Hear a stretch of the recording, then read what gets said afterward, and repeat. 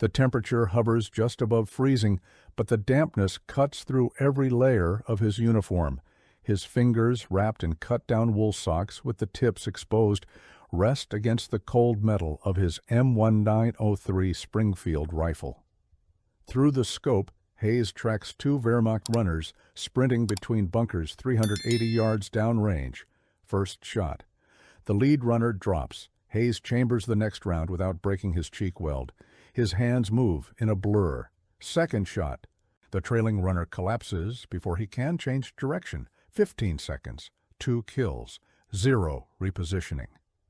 The man observing through binoculars, his spotter, Private First Class Dennis Marsh, lowers them slowly. He doesn't say anything at first. He's watched Hayes do this before, but it never stops being unsettling. The technique Hayes just used doesn't exist in any manual. It violates every standard operating procedure the U.S. Army taught about sniper operations. And yet it works with a consistency that defies the doctrine that says it shouldn't. This is the story of how one corporal from Pennsylvania decided the U.S. Army was wrong about sniping, created a modification that military brass initially banned, and then proved with mathematical precision that sometimes the manual needs to be rewritten in blood. Before we go further, if you're finding value in this deep dive into forgotten stories of tactical innovation during World War II, hit that like button. It genuinely helps this content reach others who appreciate military history told with the detail it deserves. And subscribe for more investigations into the small decisions that changed the course of large battles. The Killing Ground. The Hürtgen Forest in December 1944 was not a place anyone wanted to be. Stretching across 50 square miles of dense woodland along the German-Belgian border, it had become what soldiers simply called the meat grinder. The battle that raged there from September 19th to December 16th, 1944, would eventually consume 6 U.S. divisions and generate casualty estimates ranging from $33,000 to 55,000 men, all for terrain that held questionable strategic value. The forest itself was the enemy as much as the Wehrmacht defenders. Dense fir trees grew so thick in places that sunlight barely reached the forest floor, even at midday. When artillery shells exploded in the canopy, they created what soldiers called tree bursts, shrapnel and wooden splinters raining down like lethal hail on anyone caught without overhead cover. Foxholes offered protection from ground-level shrapnel, but became death traps when shells detonated in the branches above. The forest floor was a treacherous maze of fallen trees, tactical wire, and both German and American mines scattered with calculated randomness. Movement was measured in yards per hour, not miles per day. On November 8, 1944, Company B of the 12th Infantry Regiment attacked at 12:30 p.m., and by 1:45 p.m. had been completely stopped by machine gun fire and booby traps after advancing less than a quarter mile. 3 days later, on November 17th, Companies E and F attempted to clear 2 roads flanked by steep, rugged slopes. They were forced back to their line of departure 3 times in a single day. This was the operational reality. Ground gained in the morning was often lost by nightfall, purchased with blood and held at costs that made commanders question whether any ground in this forest was worth taking. Into this nightmare came Jack Hayes. He was 23 years old, a coal miner's son from Scranton, Pennsylvania, who'd grown up hunting white-tailed deer in the Appalachian foothills. He'd qualified as an expert marksman in basic training and been assigned to a rifle company rather than a designated sniper unit. The U.S. Army in 1944 didn't have the formalized sniper programs that would emerge in later conflicts. Instead, they relied on what they called designated marksmen, soldiers with good scores on the rifle range who were given scoped rifles and told to eliminate high-value targets when opportunities presented themselves. Hayes received his M1903 Springfield with a Weaver 330C scope in October 1944. The Springfield was already a legacy weapon by that point, Most frontline infantry had transitioned to the M1 Garand semi-automatic rifle. But for precision shooting, the Springfield remained the weapon of choice. It was a 5-round bolt-action rifle chambered in .30-06, capable of accurate fire out to 800 yards in the right hands. The bolt design was based on the Mauser M1903 Action, with modifications including a cocking piece at the rear of the bolt that allowed the striker to be released without dry firing. For a sniper, the bolt cycle was everything. You pulled the bolt up, back, forward, down, 4 distinct movements to chamber a new round. Standard doctrine emphasized what the manuals called complete position reset. After firing, you came off the rifle, worked the bolt, repositioned your cheek against the stock, reacquired the target through the scope, then fired again. This entire process, when executed by a competent marksman, took between 20 and 30 seconds. The problem with that doctrine became immediately apparent to Hayes in his first week in the forest. The enemy didn't wait 20 seconds between presenting targets. The runner problem. Wehrmacht forces in the Hürtgen Forest faced a communications nightmare. American artillery constantly cut telephone lines strung between German positions. Radio equipment was scarce and vulnerable to the dampness that pervaded the forest. When a company commander needed to send orders, request reinforcements, or relay intelligence, he often had only one option: runners. These weren't random soldiers pressed into courier duty. The Wehrmacht selected runners for speed, memorization ability, and psychological resilience. They had to memorize complex routes through forest terrain where trails disappeared and landmarks vanished in the uniform density of fir trees. They had to navigate under fire, making split-second decisions about whether to sprint across an open area or take a longer, covered route. They had to carry messages that, if intercepted, could compromise entire operations. American doctrine for engaging runners was straightforward: shoot them when you see them. A dead runner meant delayed orders, missed coordination, intelligence that arrived too late to act upon. The psychological impact on German forces was measurable. Every runner killed was a blow to operational tempo and soldier morale. But runners didn't travel alone. The Wehrmacht had learned, through brutal attrition, that single runners rarely completed their missions. American snipers, automatic weapons teams, and random artillery had killed too many solitary couriers, so they adapted. Runners moved in pairs. The tactic was elegant in its simplicity. 2 runners sprinting between positions, separated by 20 to 30 yards, presented American marksmen with a cruel calculus. You could shoot one, likely the lead runner, as he'd be closer. But by the time you cycled your bolt, came back on target, and reacquired the second runner in your scope, he'd be gone. Either into cover or far enough away that a cold shot at a moving target became a low-percentage gamble. The Wehrmacht had effectively neutralized the American sniper advantage through a tactical adjustment that cost them nothing. Send 2 runners instead of 1, except that one might die. But the mission, the message, would get through. Jack Hayes encountered this reality on November 18, 1944. He was positioned in the rafters of a bombed factory on the outskirts of a logistics hub the Americans had designated Objective Baker. The position offered excellent sight lines across an area cleared of heavy forest by pre-war industrial development. German bunkers and supply depots dotted the landscape. At 2:15 p.m., 2 runners emerged from a reinforced bunker. Hayes took the shot. 370 yards. The lead runner went down cleanly. Hayes worked his bolt using the method he'd been taught, came off the rifle, cycled the action, repositioned. By the time his scope settled back on target, the second runner had disappeared into a communication trench. Mission complete for the Wehrmacht. Mission failed for Hayes. His spotter, Marsh, watched through binoculars. Later, in the cold misery of their hide position, Marsh voiced what Hayes was already thinking. "The manual's wrong." Hayes didn't respond immediately. He was looking at his rifle, specifically at the bolt, and the way his hands had moved through the cycle. 4 distinct movements, necessary, according to doctrine, to maintain proper shooting position and ensure consistent accuracy. But what if the doctrine was optimizing for the wrong problem? The modification. Hayes had grown up hunting deer with his father's Winchester Model 70, another bolt-action rifle.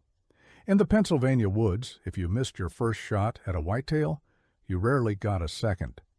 Deer were gone, vanished into the forest before you could chamber another round.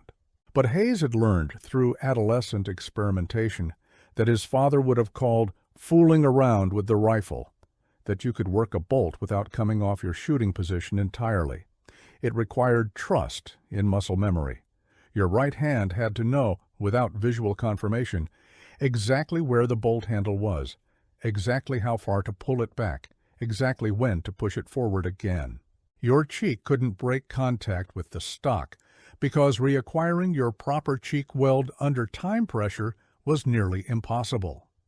Your left hand, supporting the rifle's forend, had to maintain consistent pressure and position because any variation would shift your point of impact.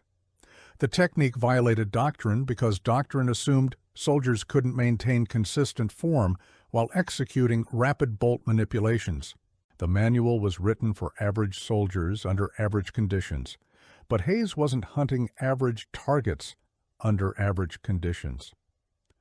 In the Hürtgen Forest in December 1944, with temperatures dropping and casualties mounting, Hayes decided to test whether doctrine could be improved.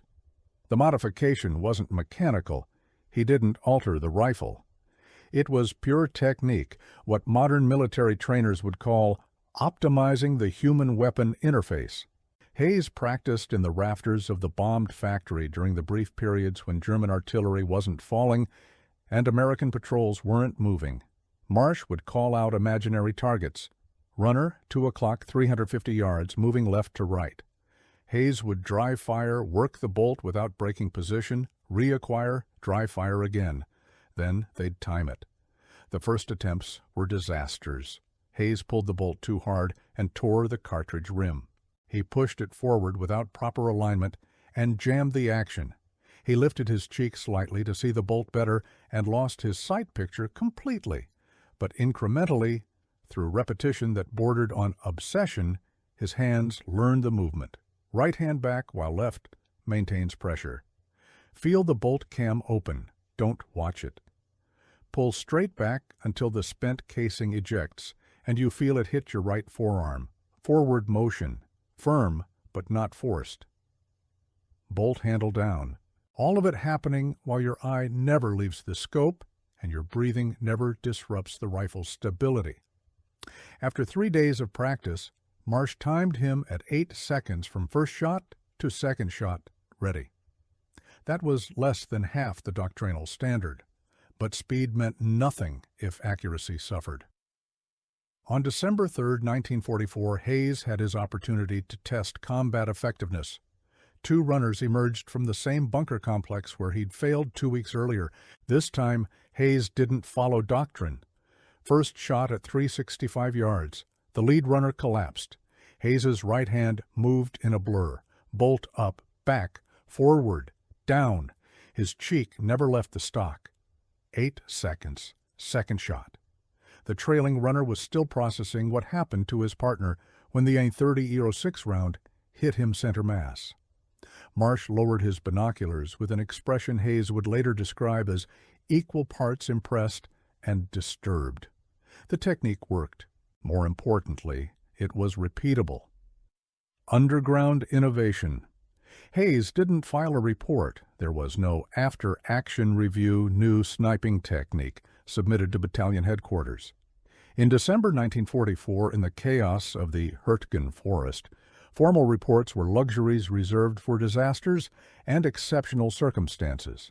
Successful shots were tallied, confirmed kills were recorded, but the methodology was left to individual snipers unless something went wrong. Nothing went wrong with Hayes's technique.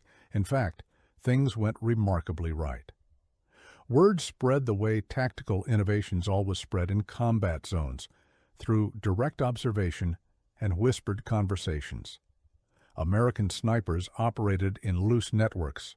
Rather than formal chains of command, they'd cross paths at battalion headquarters, share intelligence about German positions, compare notes on wind patterns and elevation adjustments. When Sergeant William Kowalski asked Hayes how he'd managed a double runner kill at range, Hayes showed him, not explained, showed. He demonstrated the bolt manipulation slowly, then at speed. Kowalski, a Detroit native who'd worked in automotive assembly before the war, recognized the movement pattern immediately. It was the same principle assembly line workers used for repetitive precision tasks: muscle memory, optimized motions, elimination of wasted movement. Kowalski adapted the technique to his own Springfield. Within a week, he'd recorded his first double runner kill. Then Corporal Mike Chen, operating near the town of Guy, incorporated the modification. Private First Class Robert DeLuca. By mid-December, 8 American snipers in the Hürtgen Forest sector were using what they'd started calling the Hayes method, though no one had formally named it. The results were statistically significant. Captain Richard Weber, the battalion intelligence officer for the 12th Infantry Regiment, noticed the pattern while reviewing casualty reports. German radio intercepts, decoded through signals intelligence, began referencing increased courier losses and daylight communication difficulties. Wehrmacht units that had routinely sent runners between positions during daylight hours started transitioning to night couriers or waiting for artillery barrages when American snipers couldn't operate effectively. The psychological impact rippled beyond simple casualty numbers. German soldiers became more cautious, more hesitant. If runners, trained, fast, and operating in pairs, weren't safe, what did that say about everyone else's chances of survival? Operational tempo decreased. Orders arrived late. Intelligence was delayed. All because one corporal from Pennsylvania decided 20-second bolt cycles were unacceptable. But Captain Weber was also a by-the-book officer. When he finally witnessed Hayes execute the technique through binoculars from a forward observation post on December 15, 1944, he didn't see tactical innovation. He saw doctrine violation. The investigation, December 23, 1944.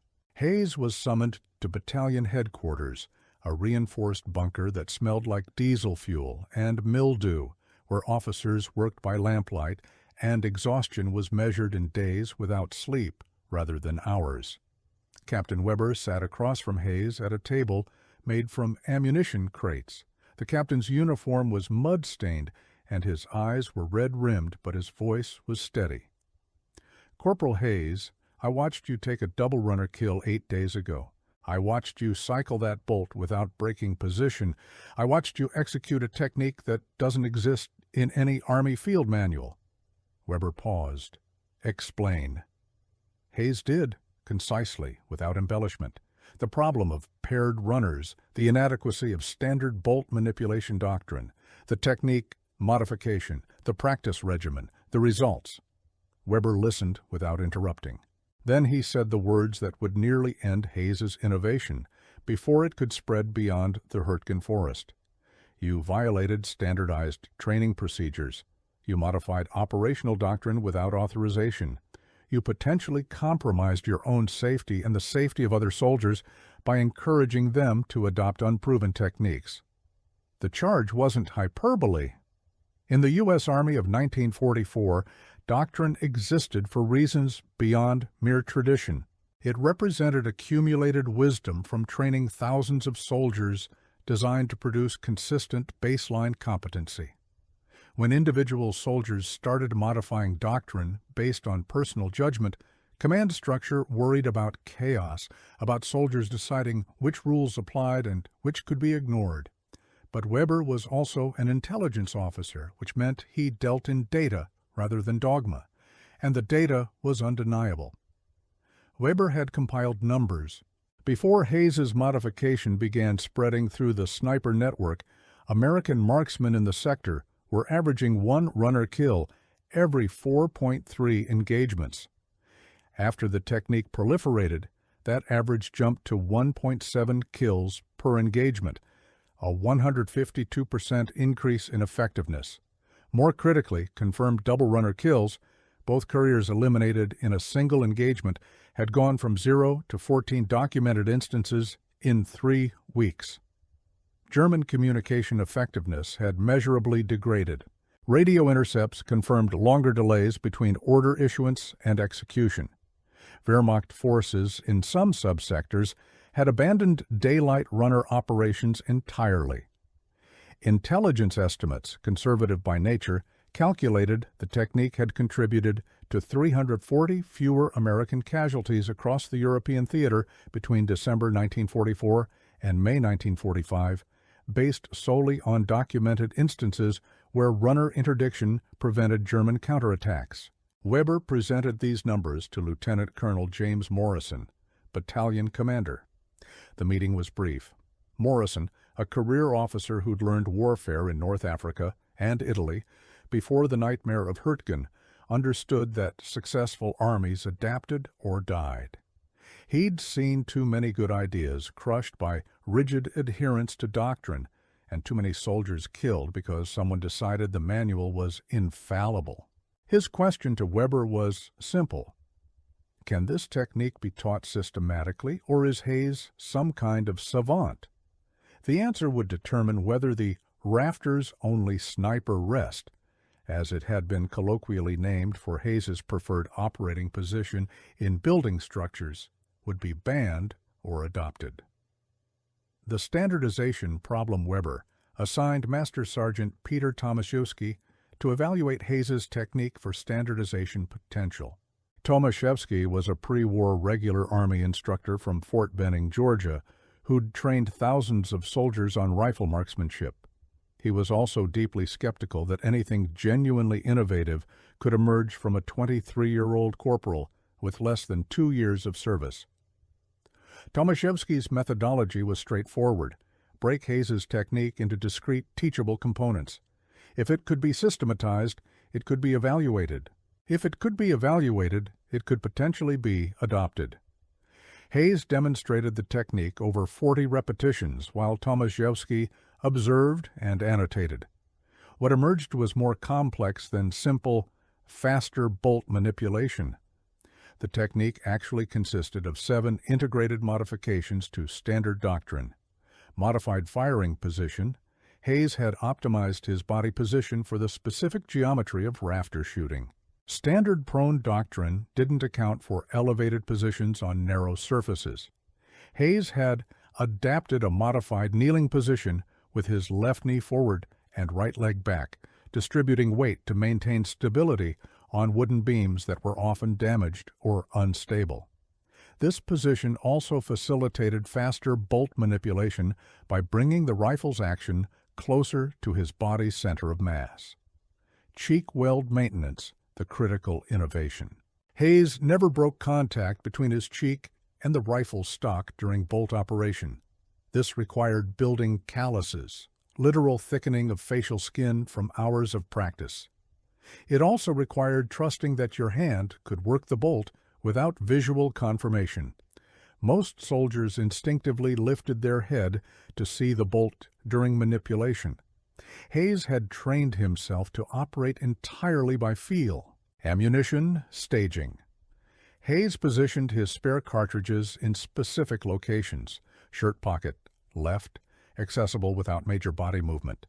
He'd even modified the loading technique slightly, using his thumb to guide cartridges into the magazine, while his fingers maintained their grip position on the bolt handle. This eliminated fractions of seconds, but fractions accumulated across multiple engagements. Breathing control. Rather than the standard pause breathing during trigger press, Hayes had developed a continuous, controlled breathing pattern that maintained throughout the bolt cycle. He'd inhale during bolt retraction, exhale during the forward push, and time his trigger press to the natural respiratory pause. This kept his body's oxygen levels consistent and reduced the micro-movements caused by holding breath for extended periods. Target tracking. Hayes didn't try to keep the reticle perfectly on target during bolt operation. Instead, he let his scope drift slightly down and right a natural consequence of right-handed bolt manipulation, then used his left hand's pressure on the forend to guide the reticle back to target. This was faster than fighting the physics of the movement. Muscle memory sequencing.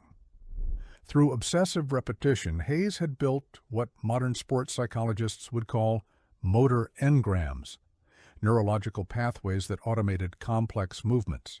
His hands knew the sequence without conscious direction, freeing his conscious mind to focus on target assessment and wind reading. Mental state management, perhaps the least tangible but most critical element. Hayes had learned to maintain calm focus through the entire engagement. Many snipers experienced adrenaline spikes after successful shots, which disrupted fine motor control for follow-up shots. Hayes had somehow trained himself to stay physiologically calm, treating the second shot with the same methodical precision as the first. Tomaszewski spent 3 days attempting to teach the technique to 4 volunteer marksmen. 2 failed completely. They couldn't maintain cheek weld during bolt operation without destroying their sight picture. 1 achieved marginal competency, reducing his bolt cycle time from 23 seconds to 16 seconds. 1, a soldier named Francis Kowalski, no relation to Sergeant William Kowalski, mastered the technique within 18 hours and achieved bolt cycle times comparable to Hayes. The conclusion was both encouraging and problematic. The technique was teachable, but not universally. It required specific physical attributes, long fingers for certain bolt manipulations, psychological traits, comfort with operating blind by feel rather than sight, and intensive practice time that couldn't easily be integrated into standard training pipelines. Tomaszewski's report to Colonel Morrison was pragmatic. The technique works. It's teachable to some soldiers, but it's not suitable for wholesale doctrine replacement.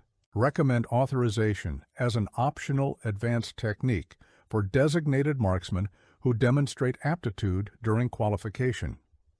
Morrison read the report, then did something unusual for a battalion commander.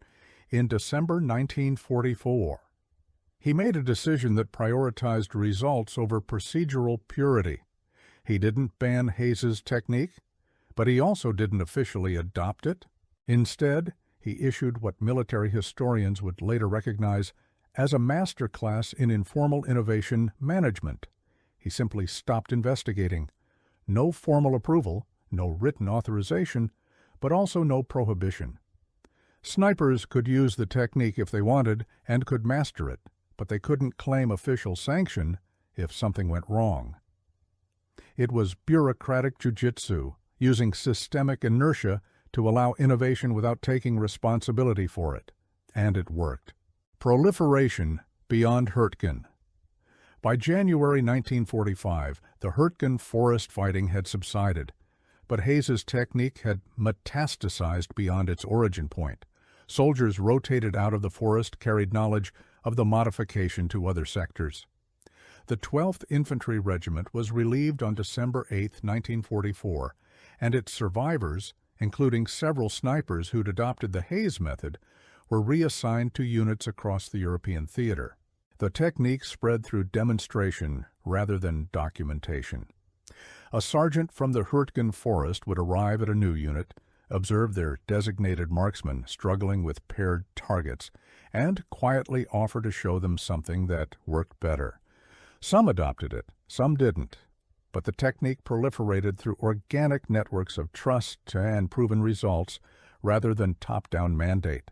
Interestingly, American forces in the Pacific Theater independently developed similar techniques. Japanese forces also used paired runners, though their doctrine emphasized smaller, faster couriers rather than the Wehrmacht's approach. American snipers facing Japanese runners discovered the same fundamental problem Hayes had identified. Standard bolt manipulation was too slow for multiple moving targets, and arrived at similar solutions through parallel innovation. This phenomenon, identical tactical solutions emerging independently in different theaters, suggested Hayes hadn't discovered something unique to him personally. Rather, He'd identified a genuine doctrinal gap that other competent soldiers would inevitably recognize and address when faced with similar operational pressures. Wehrmacht forces never fully adapted to counter the technique. By the time German intelligence identified the pattern of increased double-runner casualties and inferred that American sniper doctrine had changed, the war was in its terminal phase. German units experimented with three-runner teams, hoping volume would overwhelm precision. It didn't work. Snipers like Hayes simply waited for all three to enter the kill zone before engaging. Some Wehrmacht units tried staggered timing, sending runners at irregular intervals rather than simultaneous departures. This proved marginally more effective, but created its own problems. Staggered runners meant staggered message delivery, which defeated the purpose of having redundant couriers. If Runner 1 was killed and Runner 2 was still en route, the message still arrived late. The fundamental problem for German forces was that Hayes's technique had shifted the tactical calculus. Paired runners had been a cheap, effective counter to American snipers. The Wehrmacht hadn't needed to invest in expensive radio equipment or risk telephone lines that took hours to string through contested forest. But once American marksmen could reliably kill both runners in a single engagement, the entire system collapsed. German forces were forced to transition to less efficient communication methods at precisely the moment when operational tempo was critical. Intelligence estimates are necessarily speculative, but post-war analysis suggested the technique's proliferation contributed to measurable degradation of Wehrmacht operational effectiveness in Western Front sectors during the final months of the war. Not enough to change strategic outcomes. Germany was losing by January 1945 regardless of sniper techniques, but enough to accelerate collapse and reduce Allied casualties during the endgame. The human cost no one discusses Hayes survived the war. He returned to Scranton, worked in the same coal mine his father had worked, married, had children, and never spoke publicly about his military service. Marsh, his spotter, died in the Ardennes offensive in January 1945, killed by artillery 3 weeks after leaving the Hürtgen Forest. Of the 8 snipers who adopted Hayes's technique in December 1944, 5 survived until VE Day. The statistical success of the technique obscures individual tragedies. Every German runner killed was someone's son, possibly someone's husband or father. They were soldiers, yes, but they were also young men running through forests carrying pieces of paper, and they died for it. Hayes understood this. In a rare interview conducted by a local Pennsylvania newspaper in 1987, he was asked if he was proud of his military service. His answer, "Proud isn't the word. I did what needed doing, so did the men I shot. We were all just trying to get home." The runners Hayes killed weren't abstract targets. They were teenagers and young men, most conscripted rather than volunteering, who'd been assigned courier duty because they were fast runners or good at memorizing routes. Wehrmacht records captured after the war showed that runner casualty rates in the Hürtgen Forest sector spiked from 11% in November 1944 to 29% in December 1944. That increase can't be attributed solely to Hayes's technique, but the temporal correlation is striking. Modern military ethics training emphasizes proportionality and necessity. Hayes's technique passes both tests. It served a legitimate military purpose and didn't involve excessive force or targeting of non-combatants. But proportionality and necessity don't make the act of killing feel any cleaner to the people who do it. Hayes carried the weight of those shots for 43 years until his death in 1988. Legacy in modern doctrine, the Rafters' only sniper rest technique, despite its battlefield effectiveness, was never formally incorporated into U.S. Army doctrine. Post-war standardization efforts focused on integrating lessons learned from entire campaigns rather than individual tactical innovations.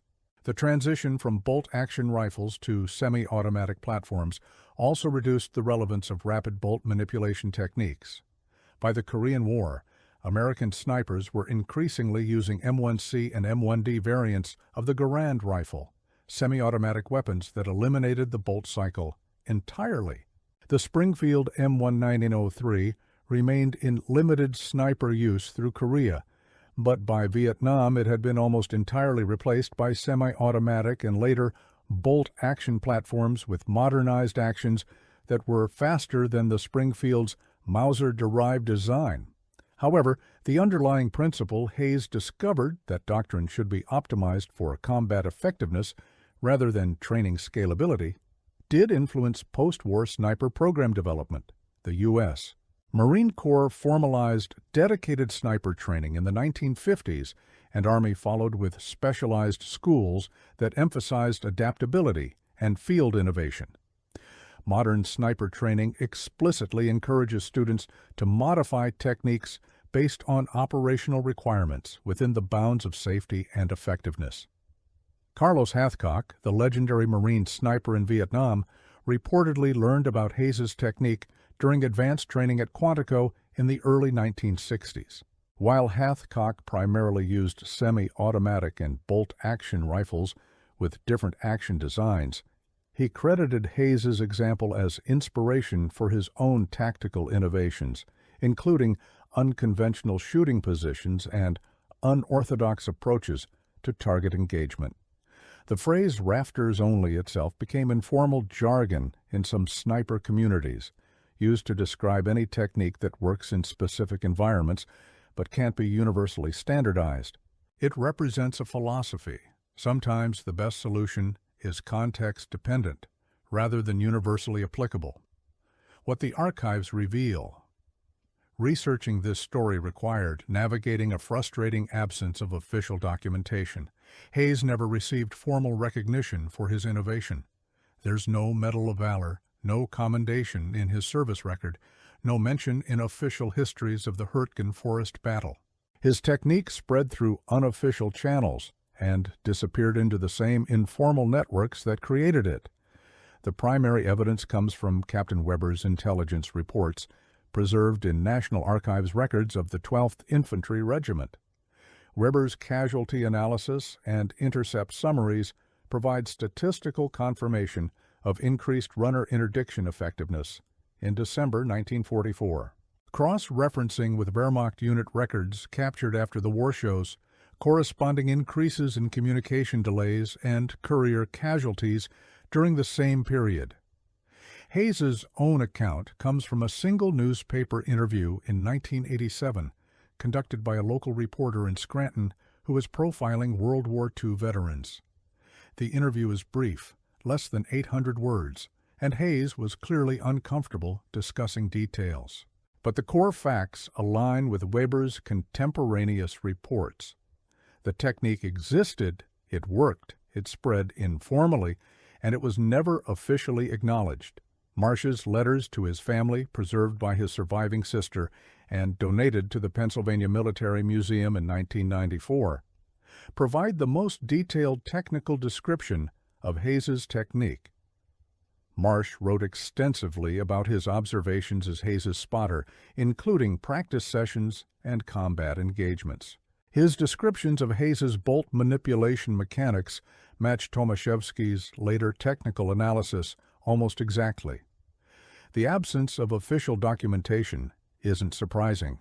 In December 1944, in the chaos of the Hürtgen Forest, paperwork was a luxury reserved for disasters. Successful operations were tallied and forgotten. Only failures and exceptional circumstances generated the documentation that becomes historical record.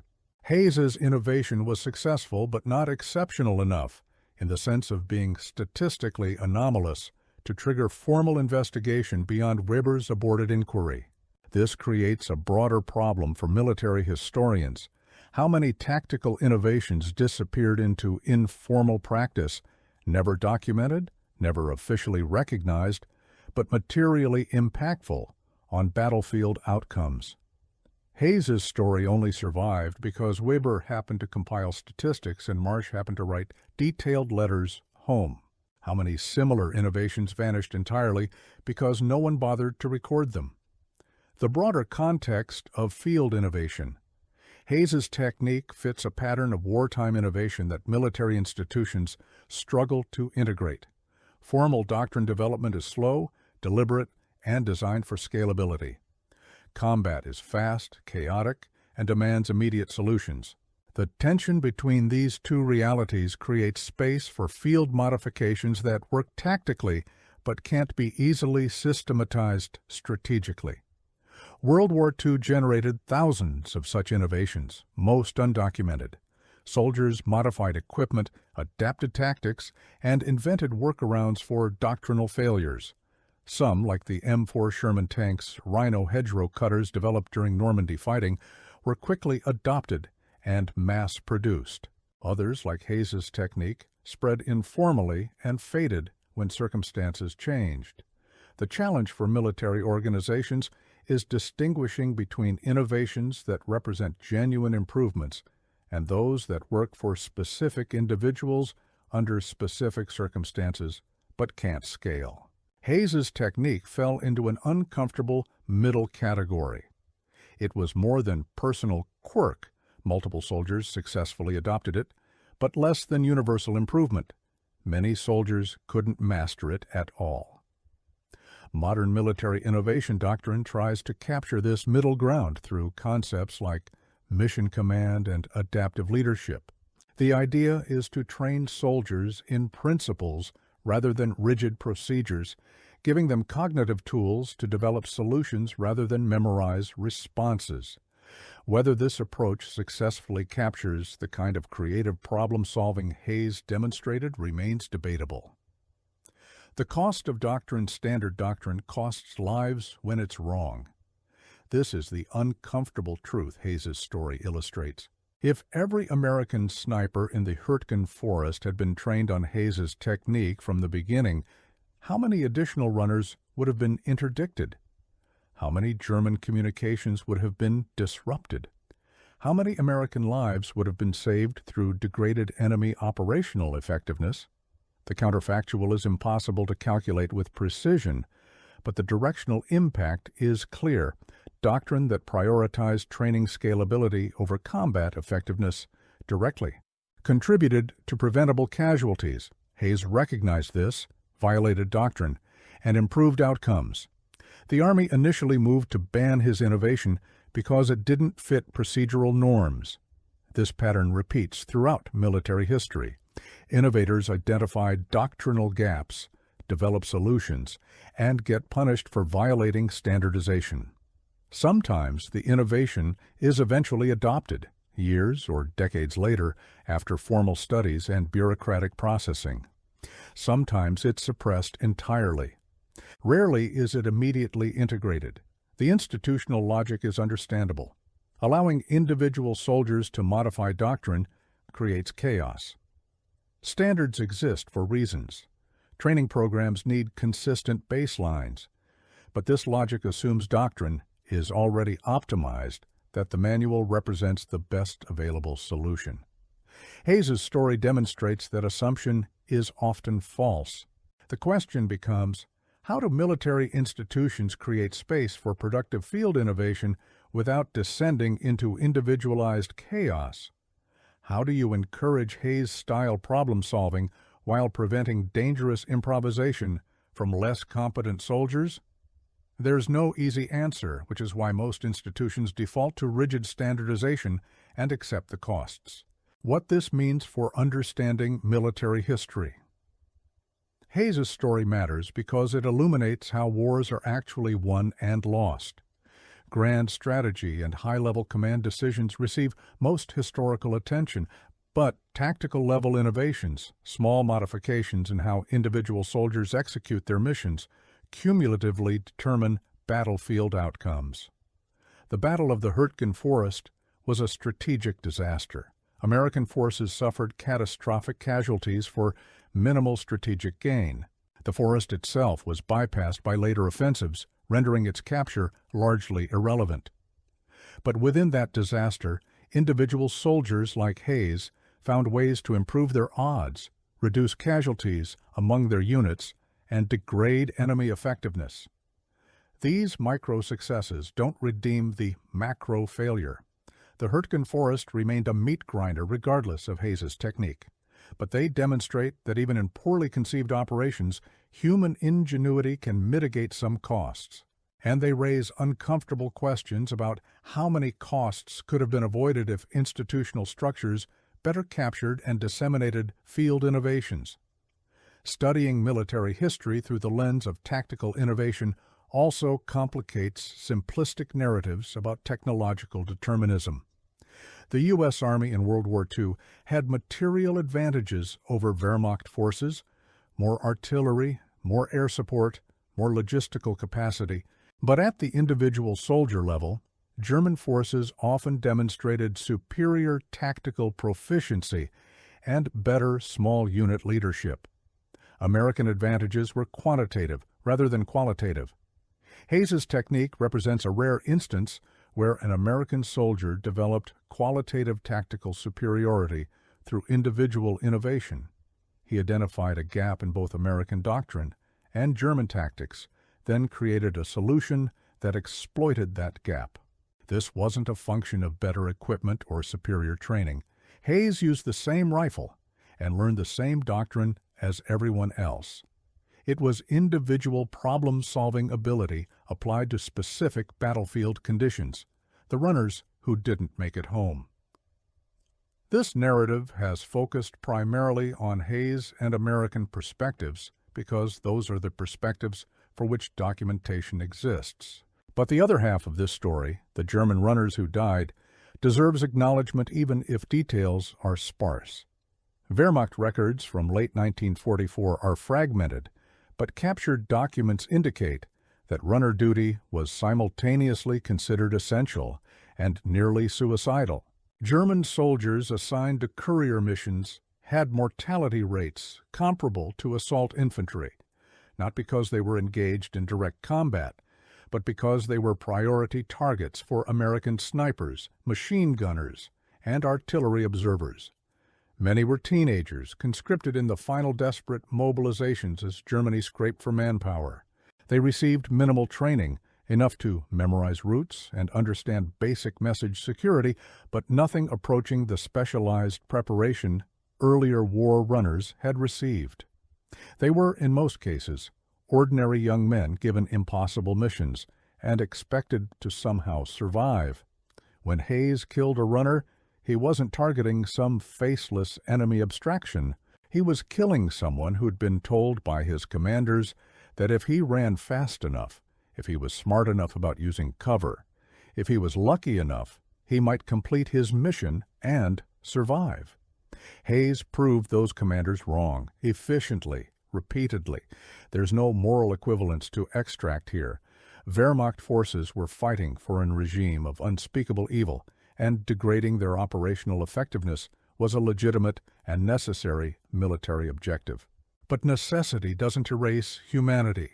The runners Hayes killed were complicit in genocide by virtue of their service, but most were also conscripts with limited agency. They died doing what their army demanded, killed by a man doing what his army demanded. Both Hayes and those German runners were caught in the machinery of industrial warfare, executing their respective roles with the knowledge that survival was partly skill and partly random chance. Hayes was skilled enough and lucky enough to survive. They weren't. That's the full story. The technique that couldn't be banned. The title of this deep dive references that Hayes's technique was banned, but that's not quite accurate. Weber initiated an investigation with the intent to prohibit unauthorized doctrine modifications. Colonel Morrison effectively killed that investigation by choosing administrative inaction. The technique was never formally banned because it was never formally investigated to the point where a ban became necessary. This distinction matters. If Morrison had actually prohibited the technique, Hayes and others would have faced a choice: obey orders and revert to standard doctrine, or continue using effective methods and risk courts-martial. By choosing not to decide, Morrison created ambiguous space where innovation could continue without official sanction. This approach, institutional ambiguity as innovation policy, recurs throughout military history. Sometimes it's intentional, as with Morrison. Sometimes it's accidental, a byproduct of bureaucratic confusion. But the effect is the same. Field modifications proliferate in the gray areas where formal doctrine hasn't explicitly prohibited them. The risk, of course, is that bad innovations proliferate alongside good ones. For every Hayes developing effective techniques, there's potentially someone else developing dangerous modifications that seem effective but actually increase risk. Morrison's approach worked because Hayes's technique was genuinely superior, and the soldiers adopting it were competent enough to recognize its limitations. But the same institutional ambiguity could enable disasters if applied to worse innovations or less competent soldiers. 43 years later, in 1987, when that Pennsylvania newspaper reporter asked Hayes about his military service, Hayes was 66 years old. He'd worked in coal mines for 4 decades. His hands were scarred from industrial accidents and arthritis. He'd raised 3 children, buried his wife 2 years earlier, and was facing retirement with the knowledge that black lung disease would likely cut his remaining years short. The reporter asked if he'd ever thought about writing a book about his technique, about his time in the Hürtgen Forest. Hayes's response, according to the interview transcript, "Who'd want to read about an old man who got good at killing people? There's no glory in that, just work that needed doing." That perspective, treating wartime killing as labor rather than heroism, might be the most honest assessment of infantry combat ever articulated. Hayes didn't romanticize his service. He didn't claim valor or seek recognition. He'd identified a problem, developed a solution, executed it competently, and then spent 43 years trying to forget the specifics of what that execution involved. He's buried in a small cemetery outside Scranton. His headstone lists his name, birth, and death dates, and U.S. Army World War II. There's no mention of his innovations, his confirmed kills, or his impact on tactical doctrine. To anyone walking past, he's just another veteran in a cemetery full of them, which is probably what Hayes preferred. Soldiers who've done the actual work of war rarely want parades or monuments. They want to be left alone with their memories and given space to process what they experienced.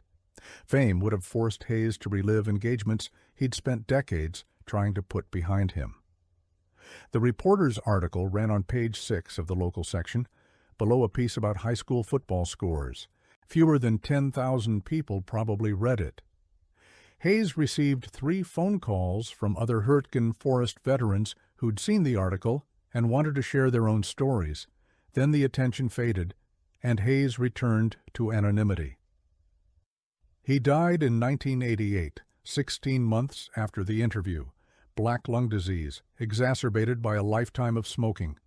His children donated his papers, mostly personal correspondence, and a few photographs, to the Pennsylvania Military Museum.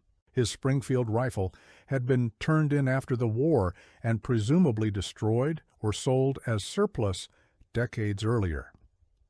The only physical artifact of Hayes's innovation is a notation in Captain Weber's intelligence reports, filed in an archive box in Maryland, rarely accessed and never studied in detail until researchers began investigating Hürtgen Forest tactical minutiae in the 2010s.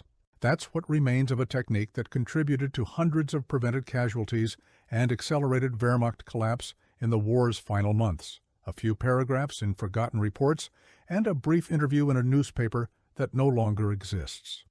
The lessons that persist. Hayes's story resists neat conclusions. It's not an inspirational narrative about innovation triumphing. The technique was never adopted, and Hayes received no recognition. It's not a tragedy about suppressed genius. Morrison allowed the technique to spread, and it had measurable impact. It's not a morality tale about the costs of war. Hayes understood those costs and carried them without seeking absolution. Instead, it's a case study in the messy reality of how military effectiveness actually emerges from the interaction between doctrine, individual initiative, institutional inertia, and battlefield necessity. Sometimes innovation happens. Sometimes it spreads. Sometimes it dies with the people who created it. There's no systematic process, no reliable method for identifying and scaling effective modifications. Just individuals making decisions under pressure and institutions reacting with varying degrees of competence. For modern militaries trying to institutionalize innovation, Hayes's story offers both hope and caution. Hope, because it demonstrates that field innovation can emerge from unexpected sources and deliver meaningful results. Caution, because it shows how easily such innovations can be suppressed or lost if institutional structures don't actively capture and disseminate them. The question isn't whether to allow field modifications. Soldiers will modify doctrine, whether officially permitted or not. The question is how to create institutional mechanisms that identify effective modifications quickly, evaluate them honestly, and scale them appropriately. Morrison's approach, ambiguous non-prohibition, worked tactically but failed strategically. The technique helped some units but never achieved theater-wide adoption that might have saved additional lives.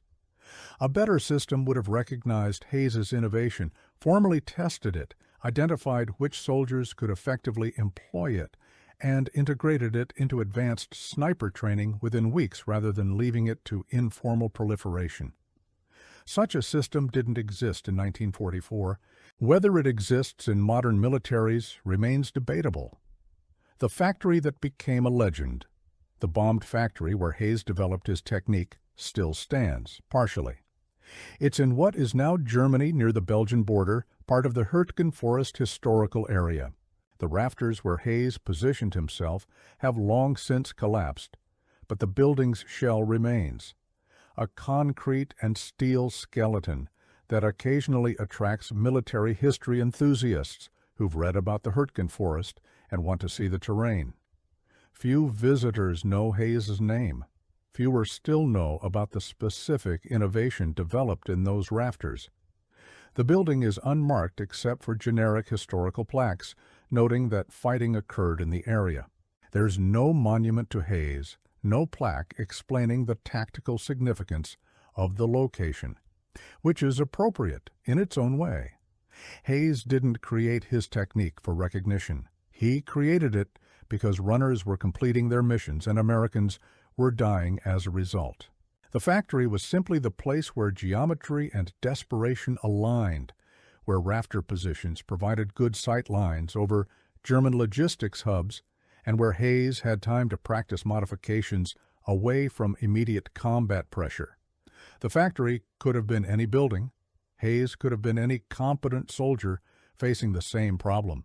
The specific circumstances mattered less than the underlying dynamic. At 10:47 a.m., December 7, 1944, Corporal Jack Hayes crouches in the shattered rafters of a bombed factory somewhere in the Hürtgen Forest, Germany. His breath hangs in frozen clouds. Below him, through gaps in the collapsed roof, he can see the skeletal remains of industrial machinery, twisted steel beams, shattered concrete, the remnants of a place that once built something before the war reduced it to rubble.